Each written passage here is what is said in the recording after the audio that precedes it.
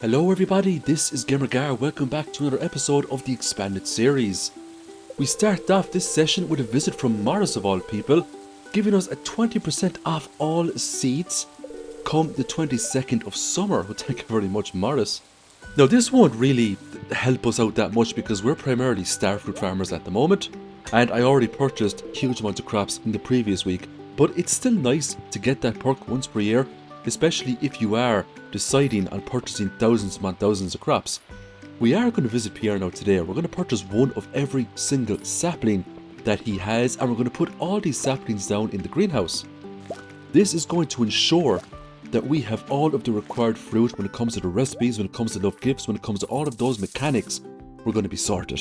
We're going to go to the travelling cart and we're going to purchase triple shot espressos. We're going to get spicy eels, and we're going to get huge amounts of staircases because we have crystallariums back in the farm generating jades. We're going to give Andy a gold star butterfish, and we're also going to give Sophia a fairy stone. She absolutely loves fairy stones, and you can get those out of geodes, and you can even put those into crystallariums if you want to get huge amounts of fairy stones so you don't have to use up other gifts for Sophia. So we just gave Marlon an egg there as well, and we went up to the summit to get some more forageables. Up here we got golden rods, sweet peas and thistles. We then went down to the beach to pull up some fishies, and the reason why we're doing this is that I just want more fish for the fishing collection. I also wanted to get more golden treasure chests in the hopes to get more star drop teas. We're also giving in the fruit that the raccoon asked for, and we just got back the raccoon journal. This is a really nice book of power. It increases the odds of getting items from Wheeze when you whack them open. It's also the dwarf's birthday today. The dwarf got a gold star spicy eel along with a star drop tea. It's then time to collect all of the oak resins, and all of these will be turned into kegs that we'll put inside Grandpa's shed. We're now going to visit Robin today, and we're going to purchase a deluxe barn. Once that barn has been completed, we will be able to purchase all different types of animals off Marnie, including the overpowered pig. Today was the 22nd. We're going to go into Pierre's store here. There was nobody inside. Everyone is over in Georgia taking advantage of the lovely discounts they have. I thought Pierre might have discounts today, but he didn't. Checking out all of the Georgia crops, we can see that everything absolutely has been discounted, which is pretty cool. We're now going to talk to Andy, and he says Georgia has the best and cheapest products. If I shopped at Pierre's, I would go out of business. Pam agrees. She says Georgia is lively than ever. George is all for Georgia too. He says times are changing and for the better. And even Alex is having a great time. He can make a cool meal plan. So Georgia is just helping everyone out as per usual. We're going to go to Sandy here now after giving Marlon a gift. We're going to purchase huge amounts of starfruit seed. We are now officially broke, but not for long. Sometimes you just have to spend all your money to make even more back. We're going to start filling out Grandpa's shed here. This is up on the second floor. We're putting down some iridium sprinklers, and we're filling up the whole place with starfruit. We have kegs down on the first floor as well, so we're going to make huge amounts of money from this tactic. When we were finished with Grandpa's shed, we got a very unexpected visitor, the dwarf of all people. The dwarf has a proposition for us, but he wants us to visit the dwarf's home tomorrow, so we'll take a visit to the mines now tomorrow to see what is up. Because we have a total of 5 prize tickets, we were able to grab a star drop tea from Mayor Lewis's ticket machine, and that will be used to great effect for Victor's birthday. Good old Victor here loves battery packs. We have huge amounts of battery packs. Because we gave him the star drop tea as well, it literally ascended his friendship level right up to the top for us. We went down to the beach afterwards. We're picking up sand dollars that we can sell, and we also fished up the red snapper as well. We're getting some real good stuff in the golden chests. We're now going to go back to Ginger Island. It is time to terraform this entire area. We start by eliminating all of the tree stumps and the big rock slabs. Once all of those things have been eliminated, we're then going to take out our trusty hoe, and we're going to hoe up the remainder of the land. We will also use the combination of bombs as well towards the bottom. We just need to make sure that we don't hit our sprinklers, and more importantly, we don't hit our crops. Once we're finished with hoeing up the ground, we're going to plant down some starfruit, and as we can see, the next day we have got a fully functional starfruit farm over on Ginger Island, along with some other bits and bobs as well. It was Willie's birthday today. He gets a sturgeon. Willie loves those, and they're very easy to get in summer up by the lake. We then paid a visit to the dwarf here, and we got a cool cutscene, and the dwarf has a very interesting project for us. The dwarf can basically give us a shortcut to the desert from our farm. That's right, from our farm. All we have to do is give the dwarf an absurd amount of diamonds, 36 in total. Now that may seem like an extreme amount, but after a couple of Skull Cavern runs and a few visits to the regular mines, you'd be actually very surprised how little time it would take you to accumulate that amount of diamonds, especially with some of the endgame perks we have with mining, where sometimes we can get double gems from a node. So we just broke open a ton of minerals there and artifacts, thanks to Clint. We're now going to get some rewards based on what we have donated to the museum so far. The ancient seeds are going to come in very handy. They are a regrowable crop. They will absolutely go inside a greenhouse, so we can have those forever. We're now going to go into the regular versions of the mines here, to the middle floors. We're farming up iron and coal so we can make huge amounts of bombs. And the reason why we're doing this is because we want to gear up for a very good Skull Cavern run. We're low on iridium, we're after selling a huge amount of bars, and we're after using a lot of bars to upgrade tools as well.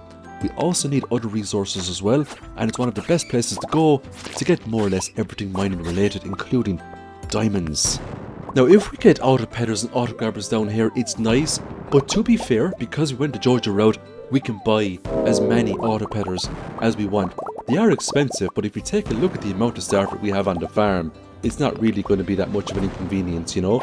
Now we do end up hitting a lot of treasure floors today. We picked up a couple of auto grabbers and auto pedders. It was nice. We also got some prehistoric floors as well, so we got the kill count up on those pepper rexes, which is very important for monster eradication goals. Getting treasure floors with extra bombs is always a blessing, because it just means I have to use less resources to keep the bombs coming. We also got a new level of understanding. That means we can go into the Mastery Cave and select another endgame perk.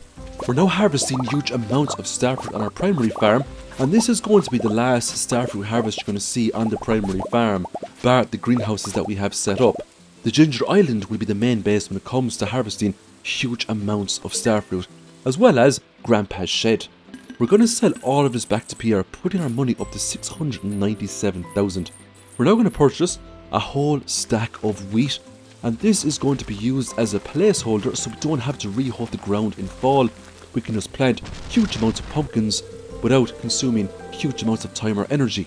We finally got the cutscene with Marlin. He wants to show us a new friend by the name of Krobus, who lives down in the sewers, and this is going to open up huge amounts of content just for us to experience. Now, because we're using the Stardew Valley expanded mod, there's a lot of things down here that are slightly altered. The cutscene is real nice. The introduction to Krobus, I think it's very unique. I really like the approach. When we're finished talking to Krobus, we're going to get the key to the sewers from Marlin. We're then going to visit Robin, and we're going to build a mill. We're then going to go back down to the sewers, and we're going to have a nice chat with Krobus. There's a lot of things he has that we need. We're going to purchase a good handful of void eggs here. Some will be sold for the shipping bin collection. Another will be transformed into a void mayonnaise also for the shipping bin collection. Another will be given to Krobus as a gift because he loves void eggs. And the last one will be turned into a void mayonnaise to give to the henchmen. We're going to purchase a couple of recipes off Krobus here too. He has a void salmon sushi recipe and it looks absolutely amazing. +3 fish and +3 luck and a whopping +5 to defense. I also went into the mutant bug lair and I picked up the dark talisman so we can now go into the witch's swamp. Now because this is the Stardew Valley expanded mod, the witch's swamp has been altered. This place is now absolutely huge. It's very maze-like, lots of small little paths that jut off in all different directions. This swamp is filled up to the top with all different kinds of mushrooms. This is by far the place to go if you want to level up foraging if you have the expanded mod. There's just mushrooms everywhere.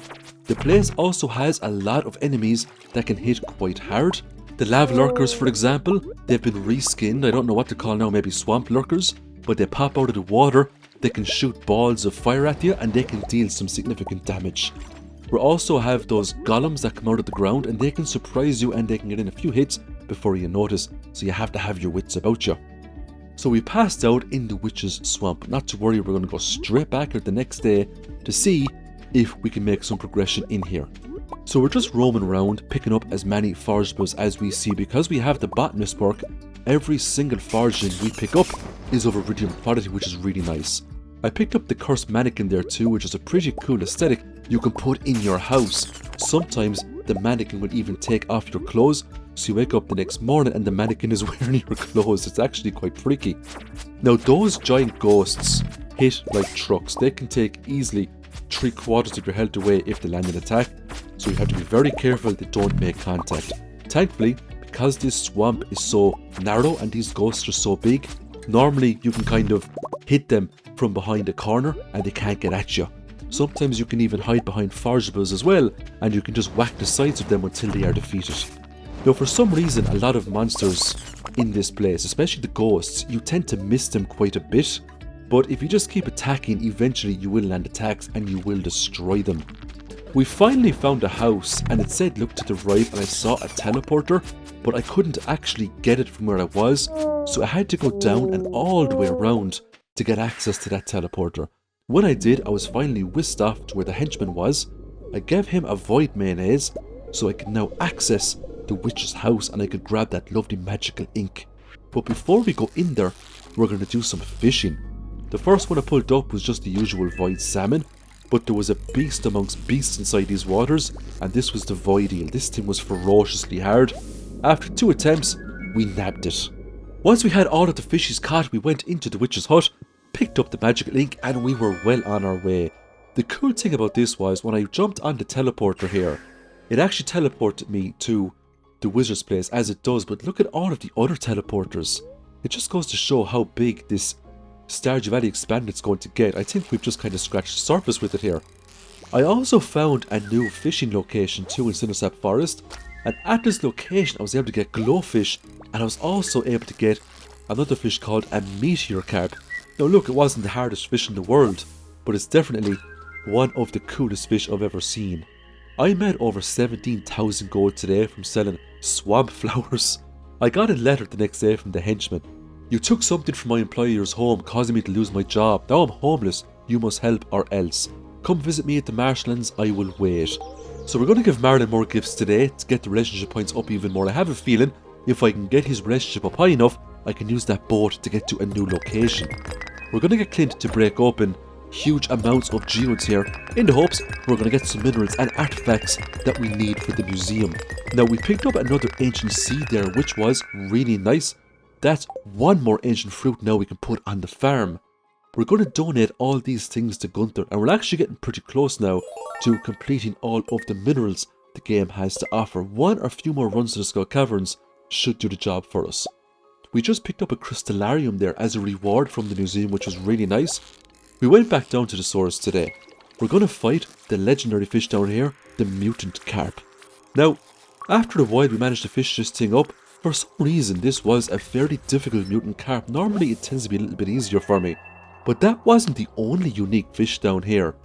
There was another fish that sells for real nice money, and this one is called the radioactive carp. Now this thing sells for over 1,000 gold. If you smoke it up, you can get over 2,000 gold for this, which is nice. It does not compare to the lava eel, but you know what? It's still a nice fish. We also pulled up a grub and a slime jack from the mutant bug lair as well, and we finally made our way over to the witch's swamp. It was time to talk to the henchman. The henchman basically got the sack because he let us into the boss's house where we took the magical ink. So we need to complete a quest here called the Witch Offering. Basically, the henchman wants to offer up huge amounts of forageables to the witch in the hopes that he can get his old job back. So we had to get huge amounts of morels, chanterelles, red mushrooms, purple mushrooms, and swamp flowers. Now thankfully, we have the gatherer perk, so there's a good chance every time we picked up a forageable, we're picking up 2 instead of 1. We didn't have to try that hard to get all of the forageables we needed. I did get a bit carried away and I just kind of went around killing things as I saw them because I was having so much fun. Those big giant green ghosts, even though they were a big threat, they were dropping some awesome things. They were dropping huge amounts of solar essences. And every time I killed those golems that were coming at me, I was getting coffees, fibers, I was just getting all sorts of stuff that was just going to really help me out over the next couple of weeks. Now, I don't manage to complete the quest today, but I should absolutely complete this quest the next day, but you will have to wait around and see for yourself what happens in the next video. So this is basically another Let's Play done. We're now finished with summer. Let me know what you thought. I hope you all have a great week, and I will see you all very soon in the next Stardew Valley challenge. Bye for now everyone, and thanks a million for watching.